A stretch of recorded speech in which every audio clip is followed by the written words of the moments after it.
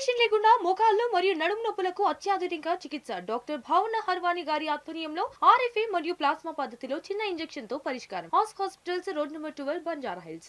బెల్లమున్న జాగలకు ఈగలు ఉరుకుతాయి. సేమ్ అట్లనే ఎవరు అధికారంలో ఉంటారో వాళ్ళ దిక్కు ఊరికేది ఎవరు ఇంకెవరు కాంగ్రెస్ లీడర్లు.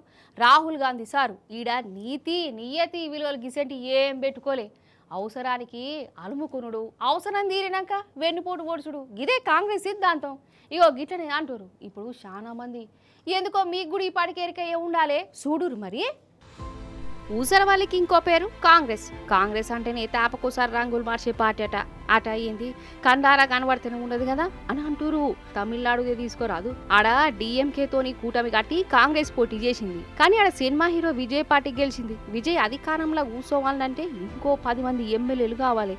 కథమిగా అధికారం అనంగానే కాంగ్రెస్ పార్టీ రంగులు మార్చే పని పెట్టుకున్నది. మద్దతు మేమిస్తాం అని విజయ్ పార్టీతోని కలవని కలిసిన వల్ల మరి డిఎంకే సంగతి ఏంటంటే గంతేగా భజన చేసుకున్నాడే. అసలు డిఎంకేకు వ్యతిరేకంగానే టీవీకే పోటీ చేసింది. దుష్మన్ లెక్కనే ఉన్న ఈ పార్టీలు. అసంటిది గిదే దుష్మన్ పార్టీతోనే చేతులు కలుపుతుంది ఈ పార్టీ. ఇక ఇది డిఎంకే వెన్నుపోటు ఓడుచుడు కాకుంటే ఏందన్నట్టుల్లా. అరే గెలిచినా ఓడినా మాట మీద ఉండాలి, నియత్తోని ఉండాలి. కానీ పోటీ చేసినప్పుడు ఒక లెక్క, ఓడిపోయినాక ఇంకో లెక్క ఉండుడేంది. అసలు డిఎంకే అనే కాదు, ఇన్ని కూటమిలో ఉన్న పార్టీలన్నిటికీ ఈ కాంగ్రెస్ పార్టీ గిట్టనే కరెంటు షాకుల మీద కరెంటు షాకులు ఇస్తనే ఉన్నది. పశ్చిమ బెంగాల్లో ఎన్నికలకు ముందేమో మమతక్కను ఒక సతాయించిరా. మమతక్క వేస్ట్, ఆమె పార్టీకి ఓట్లేనే ఇయ్యాలి అని రాగాలు తీసిండు రాహుల్ గాంధీ. ఇక ఇప్పుడు ఓట్లు అయిపోయినాక మమతక్క మంచిది, ఓట్ల చోరీ చేయబట్టే పాపం ఆమె ఓడిపోయింది, ఆమెకు మేమిమ్మతిస్తామని రాహుల్ సారు శోకాలు పెడుతుంది.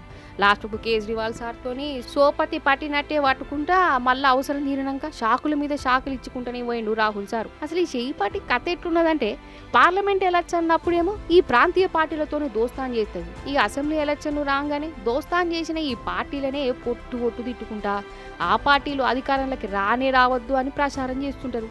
కేరళ గదే కథనాయ్. కమ్యూనిస్టులతోని మన తెలంగాణ పొత్తు పెట్టుకోకని కేరళలోనేమో కమ్యూనిస్టులను అధికారంలోకి రావద్దని ప్రచారం చేసి, అంటే అవసరాలకు తగ్గట్టు అధికారం కోసం ఇట్లా అటు ఇటు దుంకుంటా చేతులు కాల్పుకుంటుంటే నమ్మినోళ్లకు వెన్నుపోటు ఓడిచినట్టు కాకుంటే ఇంకేంటిది ఇది.